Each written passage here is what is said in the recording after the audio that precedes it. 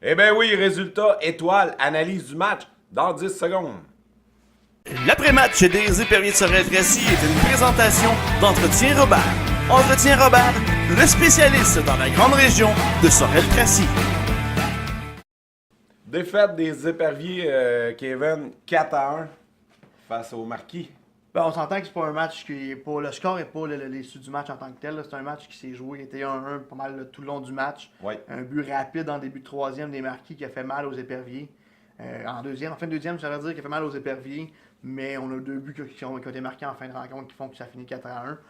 C'est un match qui s'est joué de façon, je te dirais, bizarre. Bizarre est le mot exact parce que on voyait en première période les deux équipes qui, on a marqué des deux côtés, on n'ose pas trop laisser de chance à l'adversaire. En deuxième, l'animosité qui a pris place, on s'entend. Ouais, là, c'était complètement la cohue du côté des côté Marquis. robustesse, on avait un petit quelque chose, un petit chose. Puis en troisième période, on est tombé amorphe tant chez les Éperviers que chez les Marquis. Les Marquis qui jouent un jeu un peu plus défensif, protéger l'avance.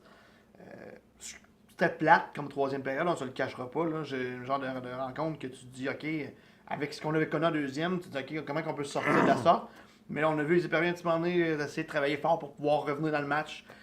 On a touché les poteaux à plusieurs reprises. Par contre, je pense que la raison, c'est que Cédric Desjardins, ce soir, a donné la victoire au Marquis. Oui, lui, complètement le jeu. Si on y va quand même, le descriptif des buts, fais-moi ça pour qu'on puisse mettre les images, montrer les buts à nos fans. Ben, en première période, dans le fond, Maxime Ouimet donne l'avance aux Éperviers à 8 minutes 58. Ouais. Quelques instants plus tard, c'est Alexandre Kennel qui réussit à marquer le but égalisateur pour les Marquis. Deux buts banals, en même, ces deux buts-là. Là. Ouais, deux buts qui ont été marqués, si on veut, très rapidement par les deux joueurs des deux équipes. En deuxième période, Gabriel Lévesque qui réussit à marquer à 16-40 le deuxième des Marquis pour prendre les devants.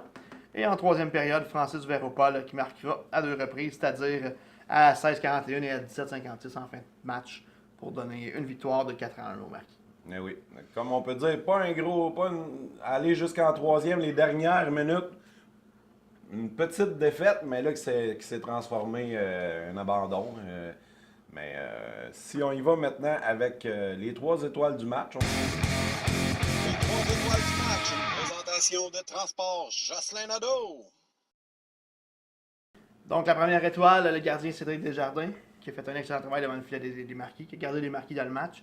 La deuxième, à l'attaquant Francis Véropol, lui qui a été un petit peu l'instigateur avec le petit escarmouche avec Maxime Charon en deuxième période. Oui, devant le banc.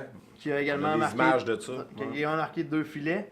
Et la troisième, à Christian Ouellette, également des Marquis de Jonquière, qui a joué un excellent match ce soir pour l'attaquant des Marquis.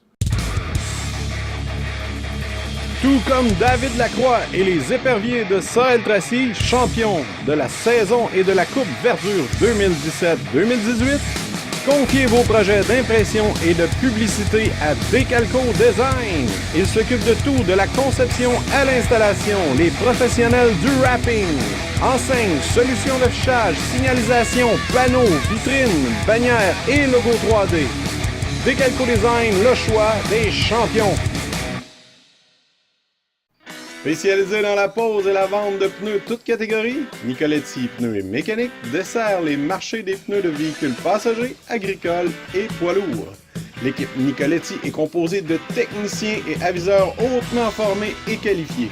Elle est donc en mesure d'effectuer les réparations mécaniques, l'alignement ou les changements d'huile que requiert votre véhicule de promenade ou commercial. De plus, nous offrons l'entreposage de vos pneus et un service de navette. Nicoletti, 235 rue du Roi, Sorel-Tracy. Bon, on est de retour. Kevin, on tire une planche blanche. Là. On a un gros week-end quand même du côté des Éperviers. Ouais. Ça commence demain. Je te laisse nous parler. Décris-nous la fin de semaine. Ouais, effectivement, dans le fond, on ne se cachera pas que demain, on retourne du côté de Jonquière, donc on prend le match de ce soir, on le met en chiffon aux poubelles, on le dit souvent, c'est là récemment. Ouais. Mais c'est pas grave, on a réussi à gagner la dernière fois là-bas à Jonquière, donc je pense que les gars vont sortir quand même assez fort afin de ramener les 2 points demain soir.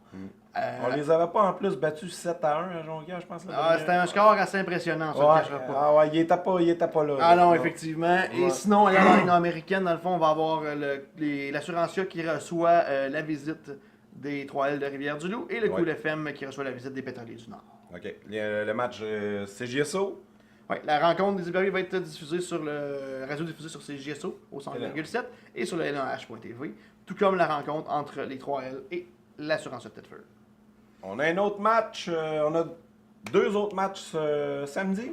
Samedi, effectivement, à nouveau, le 3L qui affrontera l'assurantia, donc c'est des fins de semaine un petit peu aller-retour pour toutes les formations du circuit. Là. Ben du millage. Ouais, donc l'assurantia qui va recevoir la visite des 3L et les pétroliers qui reçoivent la visite du Cool FM.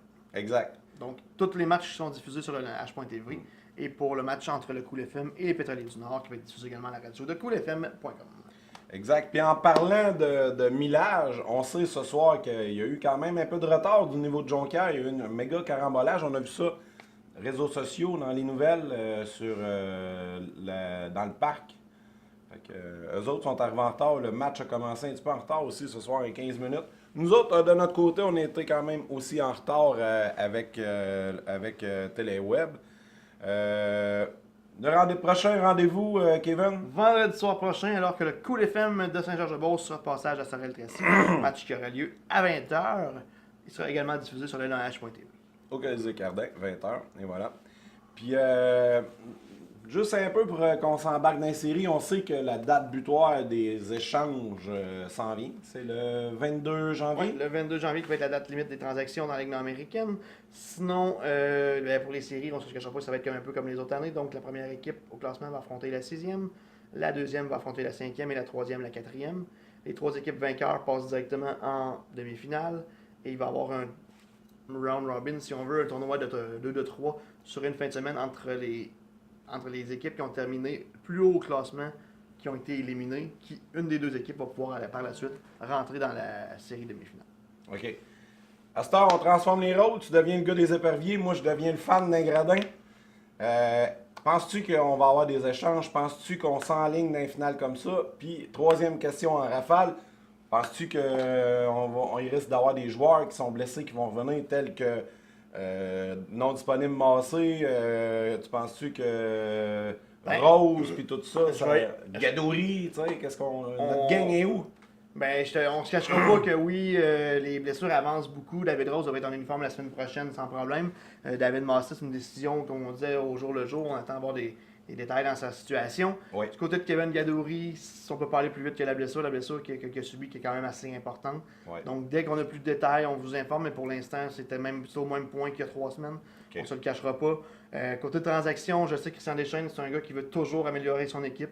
Je ne peux pas te dire s'il y a des transactions dans l'air parce que justement c'est des transactions puis tu ne veux pas dévoiler ton jeu quand il y a une transaction qui est à venir.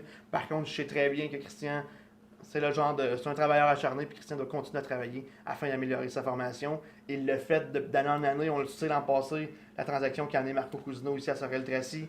Donc, je ne suis pas surpris. Ça se peut qu'il n'y en ait pas. On en a quand même eu beaucoup récemment. Ça se peut qu'il y en ait également. Non, mais c'est Christian qui a vraiment la décision finale là-dessus. J'aimerais vous l'annoncer en primeur, mais par contre, tant qu'il n'est pas rien annoncé, ben. Non, en même temps, faut pas couper, faut pas présenter trop nos cartes, on va se faire voler le jeu. Là, effectivement, lui. C'était une game, ça, là. Je sais toutefois, par contre, que comme les autres années, ces éperviers, on le voit souvent, quand arrive la fin de la saison, on a des joueurs qui évoluent au niveau universitaire, qui pourraient peut-être joindre la formation en fin de saison. Ça, c'est des petits plus. On l'avait vu avec Olivier Hens dans le passé. On l'avait vu avec David Rose aussi, il y a quelques instants.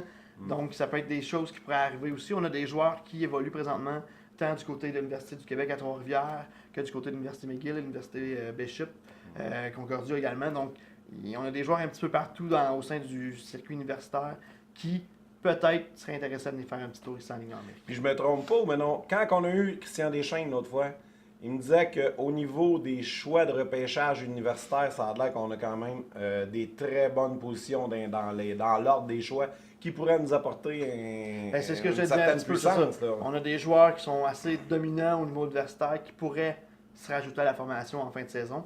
Mais encore là, la décision revient aux joueurs, est-ce que Christian doit discuter avec eux quand même avant pour les inviter ici à Sorel-Tracy. Oui, parce qu'il y a d'autres issues après l'universitaire que la Ligue nord-américaine aussi. Ouais. Ils peuvent aller un peu comme pas de vin il a fait. Pas de vin s'est ramassé en Europe. En Europe, en Finlande? En France. En France, ok. C'est ça. Donc, c'est ça. Ça reste à voir qu'est-ce qu'il y en a là-dessus.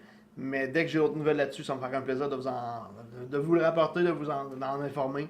Mais pour l'instant, j'ai les mains liées. Je suis autant au courant que vous. Ouais. Et oui, comme Christian a toujours dit, lui, tant qu'il n'a pas officiellement confirmé une transaction, ben, il n'annonce rien. Puis c'est le même qu'on cache sur notre jeu. Puis c'est comme ça qu'on réussit à faire des grosses transactions comme Christian le fait depuis longtemps.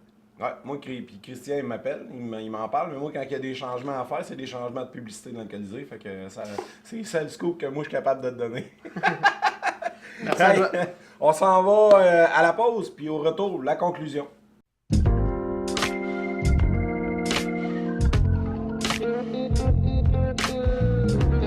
Cherchez une ambiance chaleureuse et décontractée, le San Marino est tout indiqué. Déjeuner, pizza, brochette, pâtes ou fruits de mer. Que vous soyez entre amis ou en amoureux, nous vous attendons dans notre salle à manger, fraîchement rénovée, au 8000 route Marie-Victorin, Sorel-Tracy. Chez San Marino. Que ce soit pour un café ou pour le plein d'essence, le dépanneur Boileau, c'est la place. Situé à 2 pas de l'autoroute 30, le dépanneur Boileau, c'est beaucoup plus qu'un simple dépanneur. Au dépanneur Boileau, découvrez plus. Fier commanditaire des champions de la Ligue nord-américaine de hockey, les Éperviers de Sorel-Tracy. Dépanneur Boileau, 3150 boulevard de Tracy, à Sorel-Tracy. Ce segment de l'après-match des Éperviers de Sorel-Tracy est une présentation de Yannick Caisse, courtier immobilier. Fait que c'est ce qui met fin ce soir à l'émission. On le rappelle, défaite des Éperviers 4-1 face au Marquis de Jonquière. Petit rappel, le 2 février, l'événement du côté de Saint-Ours, on invite les fans, c'est gratuit. Vous pouvez nous écouter sur le site internet de teleweb.tv, YouTube, Facebook. Je vous invite à écouter Motoningix aussi sur Teleweb. Le mot de la fin, Kevin? Ben, comme on disait tantôt, on prend la game de ce soir, on la jette aux poubelles et on se redit à demain à Jonquière. Et voilà! Merci beaucoup, bonsoir!